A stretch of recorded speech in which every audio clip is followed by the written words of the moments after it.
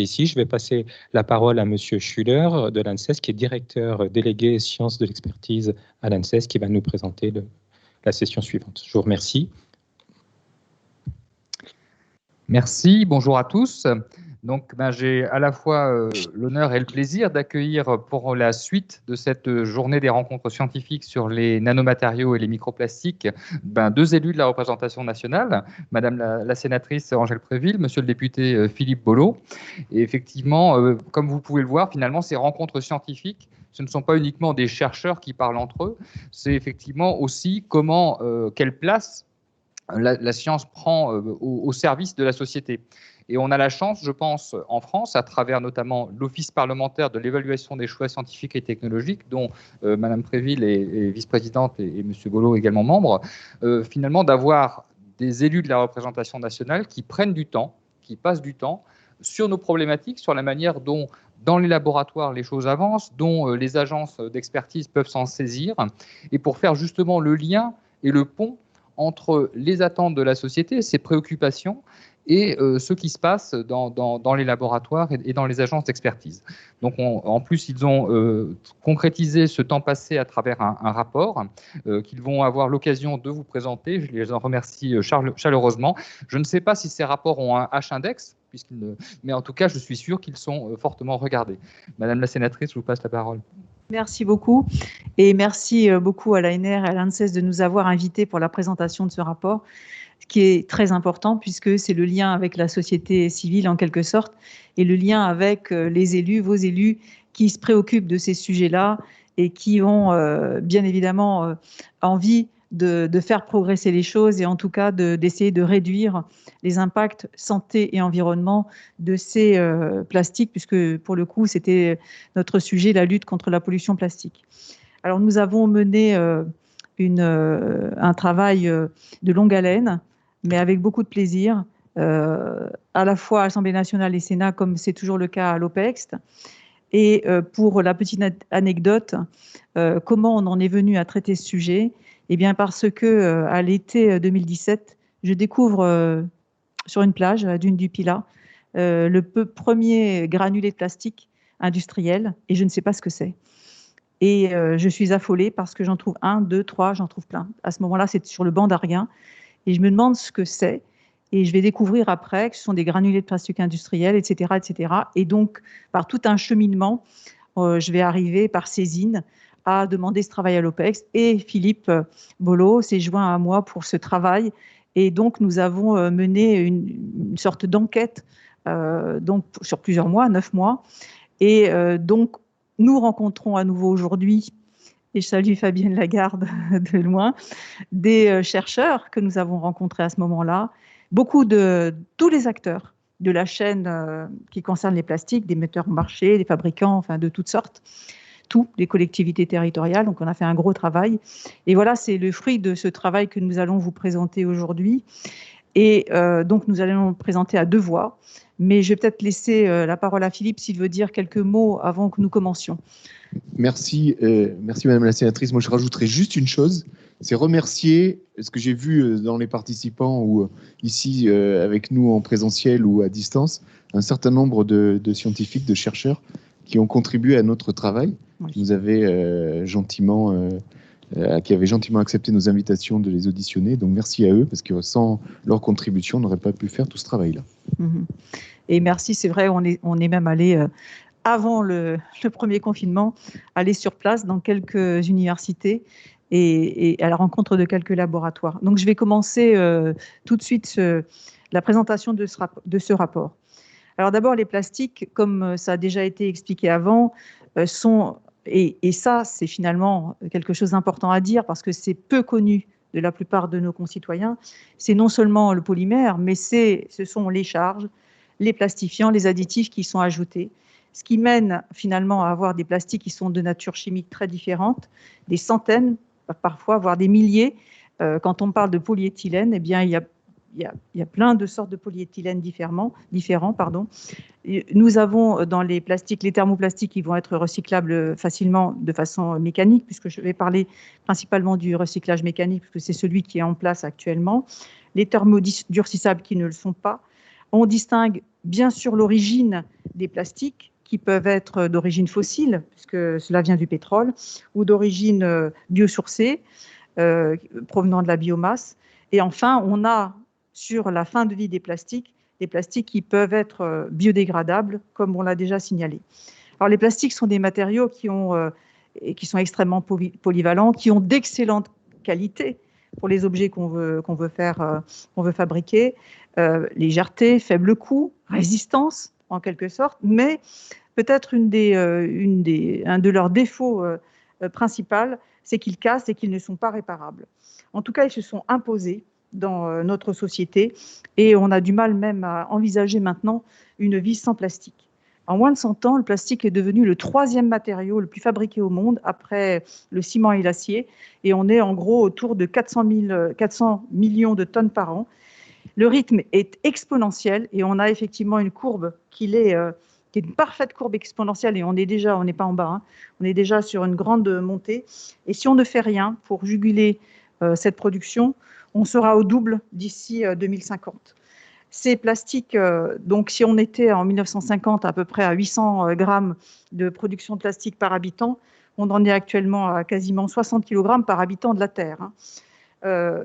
Donc ces plastiques étaient conçus normalement au début comme étant résistants et pour fabriquer des objets de longue durée, ont été paradoxalement de plus en plus utilisés pour faire des utilisations d'objets uniques de très courte durée, et notamment dans le secteur de l'emballage, bien sûr, parce que de fait, l'emballage n'est pas quelque chose qui est fait pour durer, et l'emballage est actuellement un des premiers débouchés. Il en résulte que 81% des plastiques qui sont mis en circulation deviennent en moins d'1 an des déchets. Je vais passer la parole à Philippe pour le reste. Merci, Madame la sénatrice. Alors, l'objet de votre rencontre scientifique d'aujourd'hui, c'est donc les micros et les nanoplastiques, les sources, et puis plus particulièrement la séquence dans laquelle nous inscrivons, c'est sources, caractérisation et comportement dans l'environnement. Donc, j'ai trouvé utile de vous mettre en évidence ce que nous avons dit dans le rapport sur l'origine de ces microplastiques. Donc, tout part, il faut quand même le reconnaître à un moment donné, même si c'est un peu plus complexe, vous le verrez dans les propos que j'aurai dans quelques minutes. Tout part aussi du sujet des plastiques abandonnés dans l'environnement et des macroplastiques. Alors, il y a quelques chiffres que vous pourrez retrouver dans le rapport qui sont assez révélateurs, notamment une étude qui chiffre à 8,3 milliards de tonnes la quantité de polymères qui aurait été produite depuis 1950. Et sur cette masse totale, il y en a 70% qui sont aujourd'hui devenus des déchets, parce que finalement, ceux qui sont encore en circulation sous forme d'objets sont relativement rares et moins fréquents. Et sur ces 70% de 8,3 milliards de tonnes, eh bien 9% ont été recyclés, ce qui montre bien aujourd'hui les limites de ce recyclage. 12% ont été incinérés, et les 79% restants sont soit dans des décharges, soit perdus dans la nature. Donc, à l'origine, un autre point de départ de ces micros et de ces nanoplastiques. Alors, pourquoi on les retrouve dans l'environnement ? Eh bien, parce que malgré le fait qu'on soit dans des sociétés, chez nous, on a le tri sélectif, donc un ensemble de tri, de collecte et après de traitement de nos déchets, et en particulier plastiques, on a quand même une certaine quantité qui est mal gérée. Elle va se retrouver dans la nature parce qu'on a encore des sujets à régler tels que les déchets sauvages, ou alors les comportements qui font que des objets en plastique sont abandonnés dans la nature. Et là, souvent, on va cibler les objets à usage unique, les plastiques à usage unique et à durée de vie courte, notamment ceux de la consommation hors foyer. Et il y a un autre sujet qu'il ne faut pas négliger lorsqu'on parle de macro-déchets présents dans l'environnement, c'est l'exportation vers les pays tiers. C'est quelque chose qui me tient beaucoup à cœur parce que finalement, sous prétexte qu'on n'a pas la capacité de tout traiter, on contractualise avec des pays asiatiques, voire africains, dans les années à venir, qui auraient la possibilité de traiter nos déchets. Sauf que quand on y regarde de plus près, les infrastructures de traitement ne sont pas mieux dotés en infrastructures de traitement que nous, c'est même plutôt l'inverse. Donc se développent des secteurs informels de traitement et finalement une incapacité à tout gérer ces flux importants, avec donc là aussi des macro-déchets qui vont se retrouver dans l'environnement et un transfert de responsabilité. Je trouve que c'est ce qui est de pire, c'est-à-dire que ce qu'on ne fait pas nous, ça rentre dans les statistiques des autres et finalement c'est plus chez nous et donc tout va bien. Donc tout ne va pas si bien. Donc de ces macro-déchets arrivent après des microplastiques. Alors de différentes formes, c'est ce qu'on a bien indiqué dans le rapport, des fibres, des films, des granulés. Et je pense que ce qui est le plus important à signaler, c'est la façon dont nous avons regardé les catégories de microplastiques primaires et secondaires. Vous savez qu'il y a ces deux catégories. Alors on a réfléchi avec des scientifiques sur le sujet en fonction des périmètres qui étaient habituellement utilisés. Et ce que nous prenons dans le rapport, c'est que les microplastiques primaires sont ceux qui sont fabriqués intentionnellement pour des usages cosmétiques ou de produits ménagers, donc avec une fonction abrasive, donc de la présence de ces microparticules dans les produits mis sur le marché. Donc c'est là uniquement ce qu'on a pris dans les primaires. Et dans les secondaires, on a considéré tout ce qui était microplastique qui apparaissait soit par l'utilisation et l'usage et l'usure d'objets en plastique, soit par la dégradation des macrodéchets présents dans l'environnement. Alors, sur les microplastiques primaires, donc vous les avez tous reconnus, il s'agit des microbilles présentes notamment dans les produits cosmétiques, mais c'est aussi, et c'est ce qu'a signalé Angèle Préville tout à l'heure, et qui est à l'origine d'ailleurs de la mission, c'est aussi les granulés industriels que nous avons glissés dans cette catégorie-là, que vous connaissez tous, donc je ne vais pas être très long. Donc, ces matières premières, ces polymères produits par les industries du pétrole, qui sont donc des polymères sous forme de microparticules. Ça peut aussi être des poudres, enfin il y a différentes formes, mais qui sont l'objet de fuites dans l'environnement. C'est pour ça que le témoignage de la sénatrice, qui en a retrouvé sur les plages, ces fuites ayant lieu lors de la fabrication des microbilles, donc à la source, lors de leur transport vers les plasturgistes qui vont les transformer, et au niveau des industries de la plasturgie qui les transforment pour en faire les objets de notre vie quotidienne. Sur les microplastiques secondaires, donc, je vous l'ai dit, dégradation par usure ou par oxydation dans le milieu, donc avec présence de phénomènes physiques, chimiques, biologiques. Et puis surtout, ce que nous avons aussi souhaité mettre en évidence, c'est que nous avons rangé dans les microplastiques secondaires, ce qui n'est pas tout le temps le cas, c'est les fibres issues des vêtements. Donc tous ces vêtements en quantité non négligeable qui sont avec des fibres synthétiques et qui, lors de chaque cycle de lavage, vont aller libérer dans l'eau de lavage un certain nombre de microfibres, et j'y reviendrai un peu plus tard. Et puis il y a aussi dans cette catégorie des microplastiques secondaires, donc l'usure des pneumatiques sur les routes. Voilà, on a quelques angles morts pour avancer plus précisément, nous, législateurs, sur ces sujets-là, et notamment la difficulté à avoir un bilan de masse très précis de la production de microplastiques à l'échelle mondiale. Donc les chiffres sont variables, selon les auteurs, selon les polymères, selon les hypothèses de calcul, selon les sources observées. On a quand même retrouvé une étude de l'UICN de 2007 qui chiffrerait entre 1,8 et 5 millions de tonnes la production terrestre annuelle de microplastiques dans l'environnement. Ce n'est pas uniquement dans le milieu marin, c'est dans tout l'environnement. Mais la limite de ce chiffre-là, c'est qu'il ne recouvre que les microplastiques issus des pneus, des granulés industriels, des fibres synthétiques et des microbilles, donc pas de la dégradation des objets plastiques abandonnés dans la nature. Ensuite, donc, la phase suivante, après les microplastiques qui vous intéressent aujourd'hui, ce sont les nanoplastiques. La différence avec les deux précédents, c'est leur caractère invisible, ce qui n'est pas sans poser un certain nombre de problèmes. Et comme l'a précisément indiqué à l'instant Fabienne Lagarde, tout ça vient d'un problème d'érosion de surface par vieillissement des matériaux. Ce n'est pas nécessairement un continuum qui fait que le macro passe en micro et en nano. On peut aller avoir le nano dès le macro. Donc tout ça a été vu par un certain nombre de scientifiques. Et alors, pour illustrer un peu les propos de manière originale, en page 74 de notre rapport, vous retrouverez une infographie que nous avons construite sur la base d'une hypothèse vue avec un chercheur qui considère, l'hypothèse elle est la suivante, on a 200 millions de tonnes de déchets plastiques qui sont accumulés dans les océans aujourd'hui. On prend l'hypothèse qu'il y en a 3% qui vont se transformer en nanoparticules, nanoplastiques, de taille de 200 mm.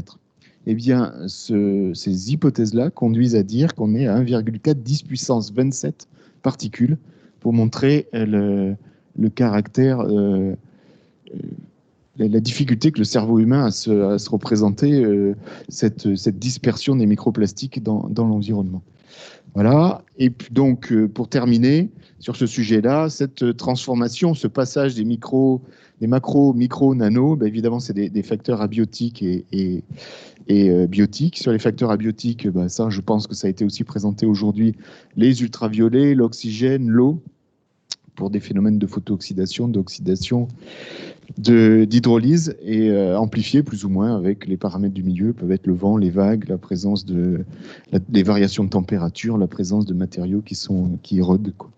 Voilà, et sur les phénomènes biotiques, les micro-organismes, la colonisation des plastiques en milieu marin notamment, produit des biofilms à leur surface avec une variabilité qui dépend des propriétés de surface et puis aussi de l'avantage que va retrouver le micro-organisme à coloniser ce milieu. Son avantage, c'est un avantage métabolique. Est-ce qu'il a un intérêt à libérer des exoenzymes pour récupérer du carbone qui va lui servir à son métabolisme?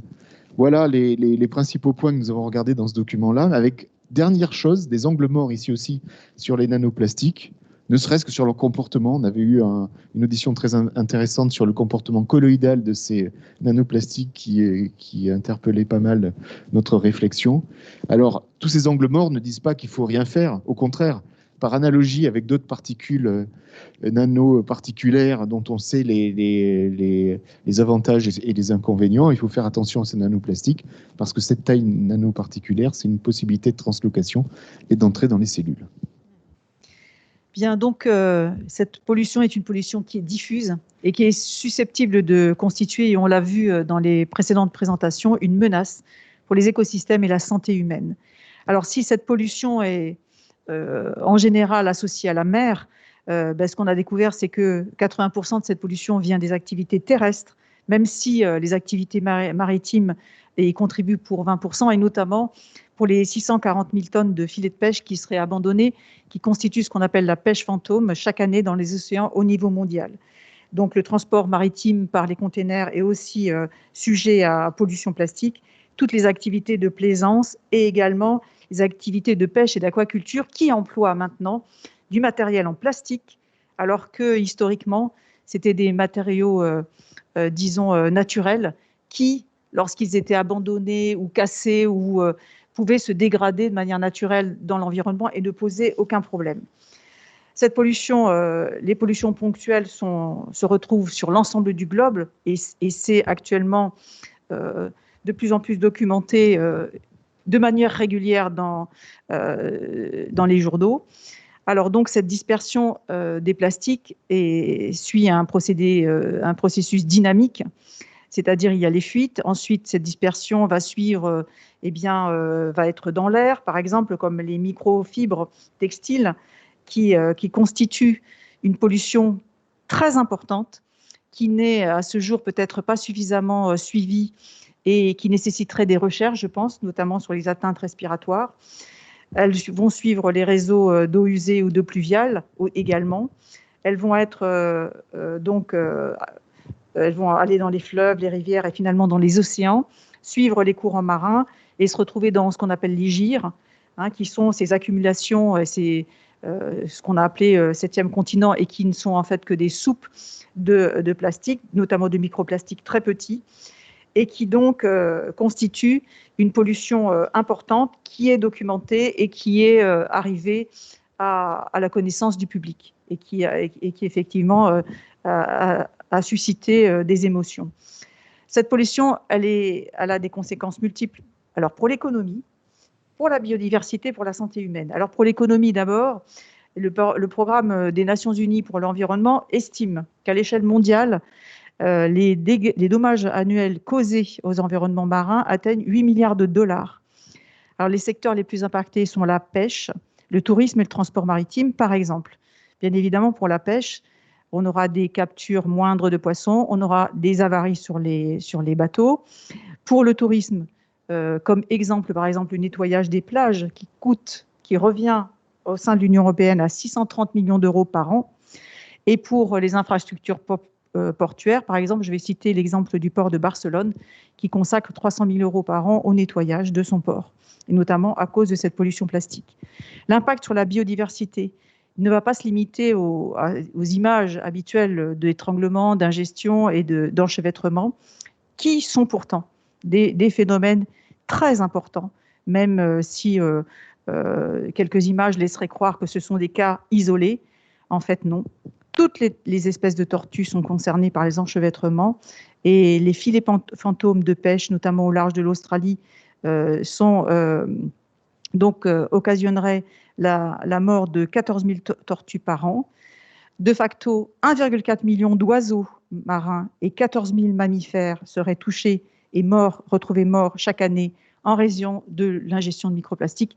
Et on a un exemple récent, puisqu'on a parlé d'une baleine en Méditerranée qu'on a retrouvée avec l'estomac plein de plastique. Donc, ce sont malheureusement des exemples que nous retrouvons et que nous, qui viennent à nos oreilles beaucoup trop souvent. Il y a également un risque chimique qui a été évoqué et qui nécessiterait une attention très importante. Les déchets plastiques sont source de contaminants par les additifs qu'ils contiennent, par ces substances chimiques, notamment les plastifiants, et les additifs qu'ils vont relarguer au cours de leur cycle de vie lorsqu'ils sont relargués, quand ils sont dans la nature, et leur long séjour, parce que bien évidemment, tout le monde le sait, ils vont persister dans l'environnement très très très très longtemps, des centaines d'années probablement, être abîmés en surface, et donc à cette occasion-là, relarguer les additifs qu'ils contiennent. Donc on a des effets toxicologiques qui sont variables. Donc c'est ce qu'on a vu en visitant les laboratoires, avec des effets très importants sur la reproduction, sur la notion de satiété, sur la notion de fatigue et de stress de tous ces organismes vivants. Ces études, donc pour l'instant, ne permettent pas de conclure des certitudes, mais on peut déjà voir que les impacts sont là. Les déchets plastiques peuvent également absorber des polluants, les polluants qui sont dans l'environnement, notamment les PCB, et donc avoir un effet encore plus important lorsqu'ils sont ingérés et qu'ils vont séjourner dans les estomacs des mammifères, des oiseaux, des poissons. Alors, ils sont également, et ça a été mentionné aussi déjà, ils peuvent être quand ils sont dans l'océan, par exemple, des petits radeaux, et donc être colonisés par des tas de choses, des bactéries, des virus, des petits éléments, et notamment les travaux récents de l'Ifremer montraient que les espèces comme les dinoflagellés toxiques ou d'autres pathogènes d'huîtres se fixaient sur les plastiques et étaient véhiculés. Et c'est là le phénomène important, vont être répartis dans des espaces beaucoup plus importants que lorsque ces espèces allaient sur un petit brin d'herbe, un petit bout de bois, et parce que là, l'élément se dégradait, et on sait très bien maintenant, notamment suite à Fukushima, quand beaucoup de plastiques sont arrivés dans l'océan, qu'on les a retrouvés des années après au large des États-Unis, et que donc, pendant ce temps-là, ils ont été colonisés et ils vont transporter divers organismes qui vont aller dans des environnements auxquels qui ne devaient pas les héberger, et qui vont donc créer de la perturbation. Voilà, je te laisse la parole pour la fin. Merci. Alors, la fin, vous imaginez bien que quand on est à ce stade-là du rapport, on a dressé un état des lieux grâce à la présence des scientifiques, à l'écoute de tous les experts dans le domaine. Donc, ce genre de rapport contribue, comme ça a été signalé tout à l'heure, au dialogue science-politique, et ça, c'est intéressant. C'est-à-dire, après, fonder la décision sur des bases factuelles, des bases scientifiques et les dernières connaissances de la recherche. Donc ça, c'est important. Ça sert aussi à donner à l'ensemble de nos collègues parlementaires, députés et sénateurs le maximum d'informations. On ne peut pas s'arrêter là. Donc la suite, c'était de savoir comment on peut passer à l'action, et notamment qu'est-ce qui existe comme actions qui ont déjà été réalisées. Donc je vais aller très vite en vous balayant ce qu'ont fait les pouvoirs publics, les associations, les citoyens, les industriels et la recherche. Je n'ai pas ciblé systématiquement sur les micros ou les nanoplastiques, parce qu'on n'avait pas regardé le rapport comme ça, mais ce n'est pas grave, parce que dès qu'on a des actions pour éviter qu'on se retrouve avec des macro-déchets dans la nature, on vise inévitablement, indirectement, les microplastiques. Donc sur les pouvoirs publics, je vais prendre 3 exemples pour aller très vite. Un exemple à l'échelle mondiale, européen et français. À l'échelle mondiale, exemple, toutes les politiques, toutes les conventions qui permettent de réduire le rejet des plastiques en mer, dans les océans ou à terre, vont dans le bon sens. Donc, il y en a un certain nombre, elles sont détaillées dans le document. À l'échelle européenne, je vous citerai l'action qui avait été conduite par l'Agence chimique européenne, qui en 2019 a remis un rapport dans lequel elle dit qu'il serait pertinent d'éliminer complètement les microplastiques primaires, utilisés donc sous forme intentionnelle dans les produits cosmétiques en 2026. Et au niveau français, je vais vous parler de quelque chose qui resterait à faire pour essayer de varier un peu, vous voyez, d'avoir tout le panel. C'est-à-dire qu'au niveau français, il va falloir qu'on regarde plus précisément la réglementation liée à l'utilisation des bouts de station d'épuration qui, comme je l'ai dit tout à l'heure, concentre aujourd'hui les microfibres synthétiques issues du lavage de nos vêtements. Aujourd'hui, tout ça arrive, mais n'est pas regardé. pas parce qu'on veut mal faire, parce que ça ne fait pas partie de la réglementation. Ça, c'est les pouvoirs publics. Les associations, elles ont un rôle essentiel de plaidoyer, de nettoyage des plages, donc de démonstration des déchets, et elles agissent donc auprès des consommateurs en essayant de faire évoluer un certain nombre de comportements. Sur les consommateurs et donc les citoyens, la sensibilisation existe, mais comme l'a signalé Angèle Préville, attention, parce qu'aujourd'hui, un certain nombre d'images marquent utilement l'esprit des consommateurs, mais auraient tendance à limiter la perception de toute la transversalité du problème, c'est-à-dire que notamment les images d'enchevêtrement, d'étranglement, de tortues, de mammifères marins, c'est très bien, mais le problème de la pollution plastique, c'est les micros et les nanos, et donc aujourd'hui vous faites quelque chose qui fait œuvre utile pour essayer de montrer que ce n'est pas uniquement les macro-déchets. Les industriels agissent également, via les entreprises, leurs fédérations et aussi les éco-organismes. Il y a 2 points de vigilance avec ces actions industrielles. D'abord, c'est plutôt la réduction de la quantité de plastique que spécifiquement des actions sur les microplastiques.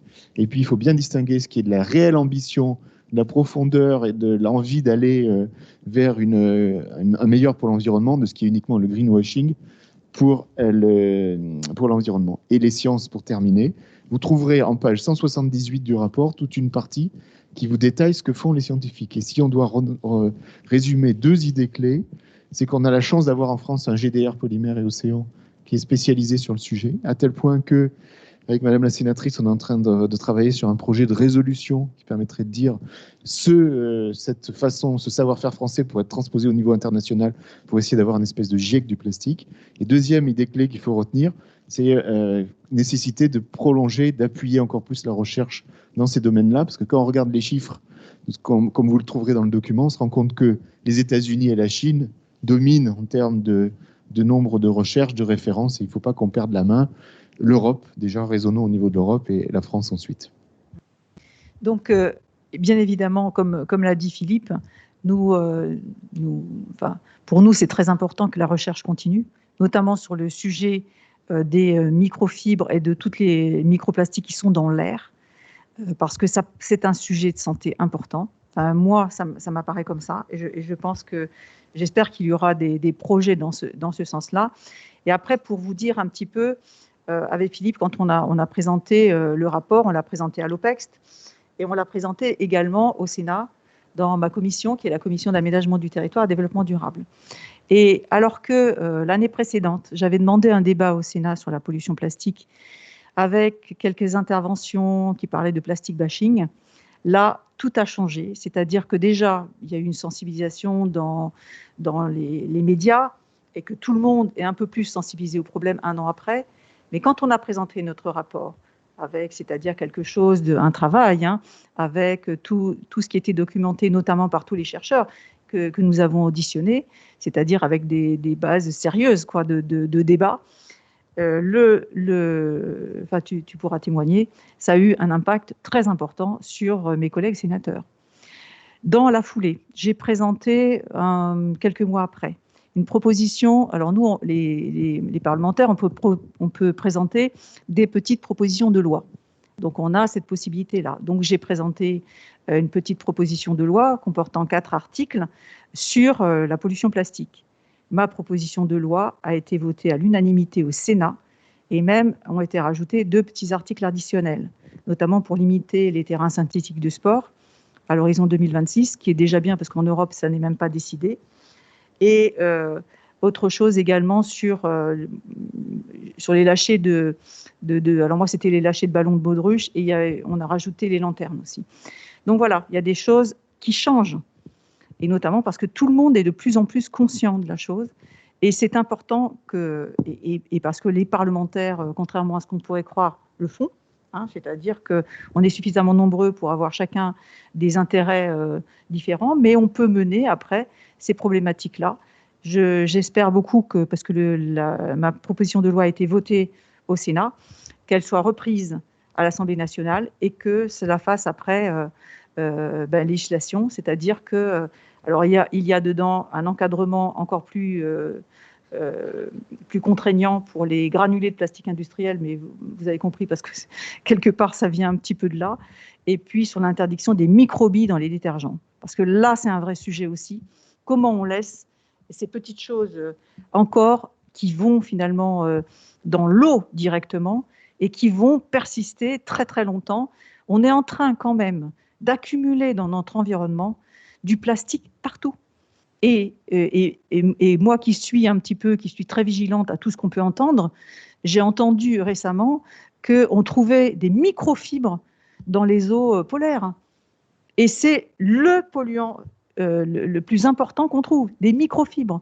Vous imaginez dans les zones polaires. Donc on a un petit sujet aussi là-dessus. Donc Philippe en a parlé, mais c'est un sujet qui me préoccupe beaucoup, ce sujet sur les microfibres. Donc moi j'ai demandé dans ma PPL qu'il y ait un rapport sur l'impact des microfibres, notamment parce qu'il y a un gros changement qui s'est produit dans les 15 dernières années. Vous le savez sans doute, la production de textiles a augmenté de manière exponentielle. 40% en 15 ans on a pris, hein. C'est incroyable. Et parce qu'on est allé vers des textiles qui comportent de plus en plus de plastique. Et donc ça pose un problème.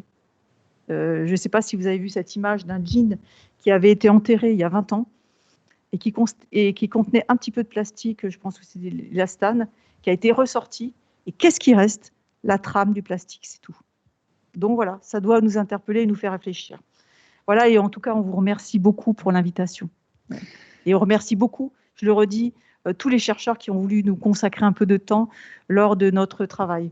C'était vraiment, pour nous, très intéressant.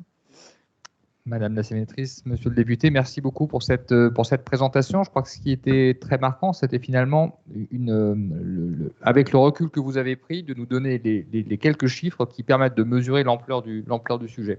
Et effectivement, je ne doute pas qu'avec ça, vous avez pu, comme vous l'avez dit, sensibiliser vos collègues. Alors, c'est vrai que cette question des microplastiques, finalement, ça interpelle toutes les composantes de l'activité humaine, depuis la production jusqu'à l'utilisation. Et donc, c'est un vrai défi législatif, et c'est votre métier, justement, en tant que législateur, de trouver les manières d'inciter. Est-ce qu'il faut, à un moment donné, inciter? Est-ce qu'il faut contraindre? Est-ce qu'il faut responsabiliser? Et à chaque fois, à chaque compartiment, finalement, de l'activité économique, son outil. Et donc, une des questions qui nous est posée, c'est finalement, là, on va être plutôt sur la composante individuelle. Quelqu'un qui partage le fait qu'il a encore vu récemment des distributeurs de café avec des gobelets en plastique. Est-ce normal? Et donc là, finalement, quelles seront les panoplies ou les outils qui sont les plus adaptés pour faire évoluer ce type de constat? Alors, bien, déjà, non, c'est pas normal. Je pense qu'on a laissé la possibilité que chacun écoule ses stocks. J'espère que les stocks vont être écoulés très rapidement, mais normalement, la loi fait qu'on n'a plus le droit, hein. Donc, et après, c'est 2023 pour les gobelets. Ah oui, donc j'espère qu'il y en aura de moins en moins et que tout le monde ait bien conscience qu'il faudrait essayer d'éviter ce genre d'objet, d'avoir une gourde ou tout ce genre de choses. Et puis après, ce dont on s'aperçoit, c'est pour les interdictions du 1er janvier, là, c'est-à-dire les couverts, etc., c'est déjà détourné. Parce que vous allez dans un magasin, c'est marqué que c'est réutilisable. Donc effectivement, on peut le laver, un couvert en plastique, on peut le laver et le réutiliser. Donc voilà, il faut après retrouver des moyens. C'est compliqué, hein. C'est très compliqué. Ce que j'aurais envie de rajouter, c'est que moi j'ai une posture qui est de considérer qu'on a déjà beaucoup de lois existantes. Et là, notamment, on s'est doté de pas mal de lois en matière environnementale avec le Grenelle de l'environnement, avec la loi AGEC, avec la loi transition énergétique pour une croissance verte, et qu'il faut aussi savoir vérifier que ces lois et ce qu'on a voté se concrétisent. Quand je dis concrétise, ça veut dire que c'est bien l'esprit de ce qu'on a décidé qui soit retrouvé sur le terrain. Là, typiquement, la question elle est très bonne. C'est-à-dire qu'on a dit oui, stop aux gobelets.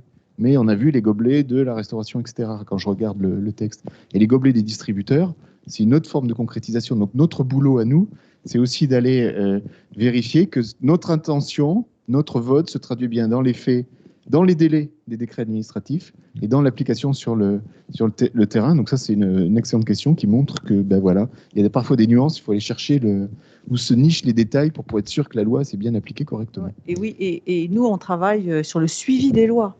Parce que quand, dans un projet de loi, il y a des décrets qui doivent être pris, parfois, on attend des mois, voire des années, avant de voir un décret, qui est l'application de la loi. Et donc, il faut être vigilant, il faut relancer, etc., et demander. Tout à fait.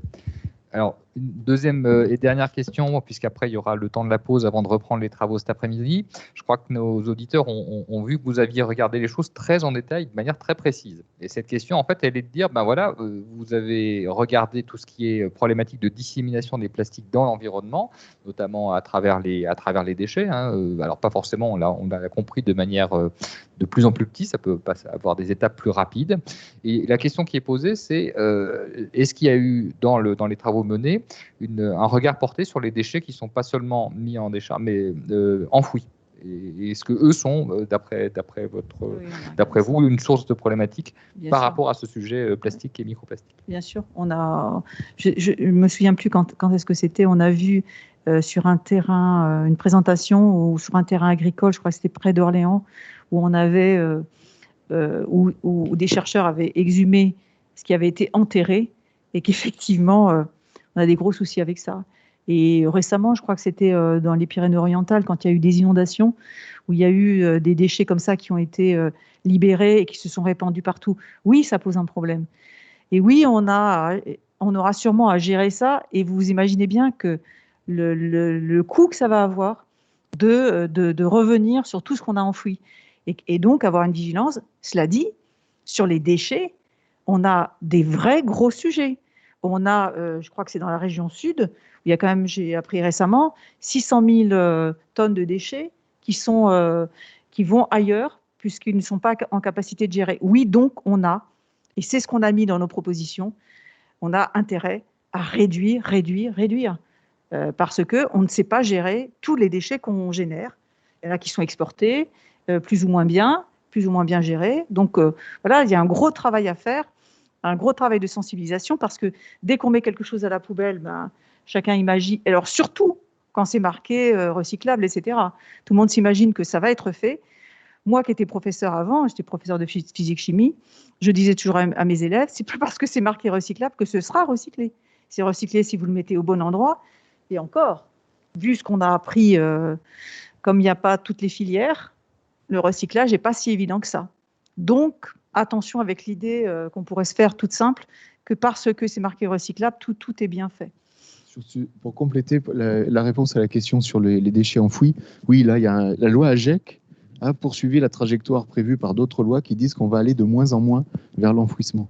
Mais ça veut dire qu'après, comme l'a dit Angèle Préville, il faut avoir les solutions sur le recyclage ou la valorisation énergétique. Et ça ouvre aussi une autre réflexion pour terminer, c'est vous trouverez en page 291 du document la comparaison des politiques de gestion des déchets au niveau européen. Et on se rend compte que, par exemple, à Malte, il y a presque 80% des déchets qui sont enfouis, et que, inversement, l'Autriche est le pays qui enfouit le moins. Donc ça veut dire aussi que sur ce sujet de la pollution micro et nanoplastique, on est sur des pollutions globales qui concernent l'échelle planétaire, et que les politiques qu'on met en place en France, il faut qu'elles soient suivies par des politiques européennes et mondiales, sinon on fait des efforts qui ne vont pas impacter véritablement le problème mondial et global. Et puis nous, on a aussi vu que sur nos territoires d'outre-mer, il y avait aussi une grosse problématique sur les déchets, qui n'est pas simple à réaliser sur les îles notamment. Voilà. Écoutez, merci beaucoup. Je pense qu'effectivement, on voit bien que sur ce sujet-là, il est important de toucher l'ensemble des sphères de l'action, y compris la dernière que nous sommes en dernier recours lorsqu'on est confronté à un objet qui peut devenir un déchet qu'on trie. D'abord, est-ce qu'on le choisit, est-ce qu'on l'utilise ou pas? Et effectivement, d'où la nécessité d'une réflexion, et là vous avez montré tout l'apport de prendre ce recul et de considérer les outils législatifs, réglementaires et de conviction qu'il est important de mettre en place pour progresser et faire ce lien, comme je le disais tout à l'heure, entre depuis la paillasse et des travaux scientifiques jusqu'à une implication et des conséquences concrètes dans la société. Merci à tous d'avoir suivi ces travaux qui ont été un tout petit peu plus longs que prévu, mais je crois qu'on a quand même le temps chacun de prendre une pause, puisque la reprise de ces rencontres scientifiques co-organisées par l'Agence nationale de la recherche et l'ANSES reprendront tout à l'heure à 13h30. D'ici là, je vous souhaite bon appétit et je vous donne rendez-vous donc tout à l'heure pour la reprise à 13h30. Merci. Merci Madame la sénatrice. Merci Monsieur le député. Merci beaucoup.